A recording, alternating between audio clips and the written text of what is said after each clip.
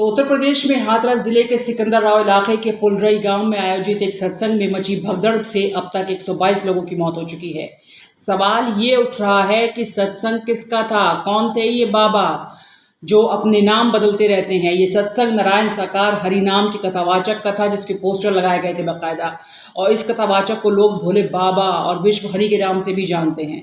जुलाई महीने में ये कार्यक्रम हुआ था, जिसमें काफ़ी बड़ी तादाद में लोग जुटने वाले थे, और आपको मालूम ही है कि भगदड़ कैसे मची थी।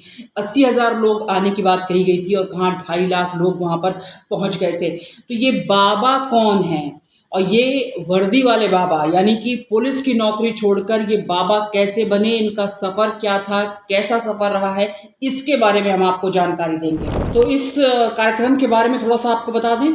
सत्संग वाले बाबा की असली कहानी किसी फिल्मी कहानी से कम नहीं है। सूरजपाल जाटव नाम का पूर्व पुलिस कांस्टेबल ने नौकरी छोड़कर ये रास्ता अपनाया और देखते ही देखते लाखों भक्त बना लिए। कितने ताज्जुब की बात है कि इसके लाखों भक्त बन गए, और लगातार ये उत्तर प्रदेश में सत्संग कर रहा था इसी तरह से। आइए जानते हैं कि भोले बाबा नारायण साकार अधि उर्फ सूरजपाल जाटव कौन है, आखिर क्या है इनके पीछे का इतिहास, क्या बैकग्राउंड है इनका, ये कहाँ से आए हैं। तो इसीलिए आपको हम ये तमाम जानकारी दे रहे हैं, क्योंकि जानना समझना बेहद ज़रूरी है, क्योंकि बाबा अब अंडरग्राउंड है, बाबा की तलाश भी लगातार की जा रही है। वो राष्ट्रीय और अंतर्राष्ट्रीय खबरें आपको हम बता रहे हैं इसलिए क्योंकि ये ज़रूरी हो जाता है ऐसे बाबाओं के लिए कि उनकी पोल पट्टी खुले। नारायण साकार हरि एटा ज़िले से अलग हुए कासगंज ज़िले के पटियाली के बहादुरपुर गाँव के निवासी हैं।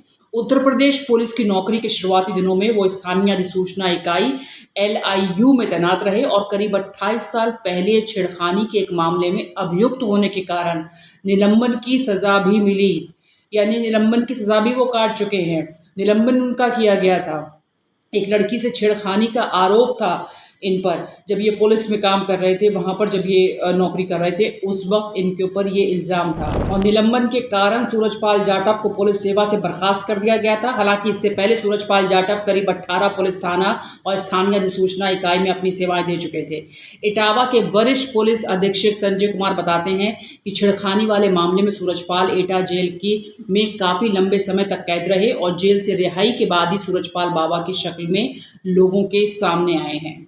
तो आप बताइए कि जेल में सज़ा काट चुके हैं, निलंबन उनका हो चुका है, और क्या क्या इल्ज़ाम ये बाबा होने से पहले उन पर लगाए जा चुके हैं, और लोगों का विश्वास, सोचिए लोगों का विश्वास ठगते हैं ये बाबा कि लाखों और हज़ारों की तादाद में लोग इनके अनुयायी होते हैं और इनको मानते हैं। हर जगह सत्संग होते हैं, वहाँ वहाँ जाते हैं वो लोग, चाहे कितनी भी उन्हें मुश्किलें आए, और ये तमाम लोग बहुत ही गरीब हैं, बहुत मुश्किल से अपना पालन पोषण कर पाते हैं। वो इनके सत्संग में जाते हैं सिर्फ इसलिए कि बाबा उनको दिख जाए, उनका चरण रज कर लें, वो सिर्फ इसलिए कि पैरों की धूल उन्हें मिल जाए इन बाबा के, इसलिए इतनी दूर दूर जाते हैं, इतनी मुश्किलों को पार कर। पुलिस सेवा से बर्खास्त होने के बाद सूरजपाल अदालत की शरण में गए, फिर उनकी नौकरी बहाल हो गई, लेकिन 2002 में आगरा जिले से सूरजपाल ने BRS ले लिया। पुलिस सेवा से मुक्ति के बाद सूरजपाल जाटव अपने गाँव नगला बहादुरपुर पहुँचे, जहाँ कुछ दिन रुकने के बाद उन्होंने ईश्वर से संवाद होने का दावा किया और ख़ुद को भोले बाबा के तौर पर स्थापित करने की दिशा में काम करने लगे। कुछ सालों के अंदर ही उनके भक्त उन्हें कई नामों से बुलाने लगे, और उनके बड़े बड़े आयोजन शुरू हो गए, जिनमें हज़ारों लोग शरीक होने लगे। इटावा के वरिष्ठ पुलिस अधीक्षक संजय कुमार ये भी बताते हैं कि 75 साल के सूरजपाल उर्फ भोले बाबा 3 भाई हैं। सबसे बड़े सूरजपाल हैं, दूसरे नंबर पर भगवान दास हैं जिनकी मौत हो चुकी है, जबकि तीसरे नंबर पर राकेश कुमार हैं जो पूर्व में ग्राम प्रधान भी रह चुके हैं। इस बात की पुष्टि हुई है कि अपने गांव में अब बाबा का आना जाना कम रहता है। हालांकि बहादुरपुर गांव में उनका चैरिटेबल ट्रस्ट अभी भी सक्रिय है। तो काफ़ी ज़्यादा आप समझ रहे होंगे कि किस तरीके से बाबा इस्टेब्लिश हुए हैं, कैसे उन्होंने लोगों को जोड़ा है। अपने सत्संगों में नारायण सरकार के ये दावा कई दफ़ा किया है कि उन्हें ये नहीं मालूम कि सरकारी सेवा से यहाँ तक खींचकर कौन उन्हें लेकर आया है, क्योंकि उन्होंने तो ये मान लिया था कि वो कुछ है, उनके अंदर एक शक्तियाँ हैं, और सीधा संपर्क उनका जो है वो ऊपर वाले से है। तो ऐसे में वो बाबा बन गए, और उनका सफ़र के बारे में वो ये कहते हैं कि हमें तो ऐसा कुछ नहीं मालूम था कि मैं कैसे पुलिस से एक बाबा बन गया। दिलचस्प बात यह है कि नारायण साकार अपने भक्तों से कोई भी दान दक्षिणा या चढ़ावा नहीं लेते हैं, लेकिन इसके बावजूद उनके कई आश्रम हैं। उत्तर प्रदेश में कई दूसरे स्थानों पर स्वामित्व वाली ज़मीन पर आश्रम बने हुए हैं उनके, और नारायण साकार हरि अपने सत्संगों में अपने भक्तों की सेवादार बनकर करते नज़र आते हैं। बहुत संभव है कि ये सब वो अपने भक्तों में लोकप्रिय होने के लिए सोच समझ कर करते हों। वो हमेशा सफ़ेद कपड़ों में दिखते हैं। नारायण साकार पैजामा, कुर्ता, पैंट, शर्ट और सूट तक में नज़र आते हैं। हालांकि इंटरनेट पर वो बहुत लोकप्रिय नहीं है। सोशल मीडिया पर उनके भक्तों की बहुत मौजूदगी दिखाई नहीं देती है, चाहे वो फेसबुक की बात हो या सोशल मीडिया और साइट्स हों। उन पर बहुत ज़्यादा लोकप्रियता नज़र नहीं आती है या बहुत ज़्यादा वो एक्टिव नहीं होंगे शायद, या उन्होंने ये नहीं सोचा होगा कि यहाँ पर भी ज़रूरी होगा अपने लोग जोड़ना या अपने भक्तों को जोड़ना।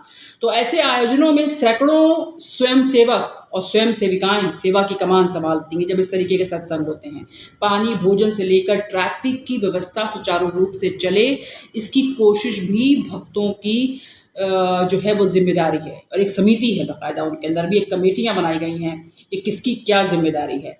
अब ऐसे में आप समझ गए होंगे कि ये बाबा कोई मामूली बाबा नहीं है, बहुत पावरफुल बाबा हैं ये।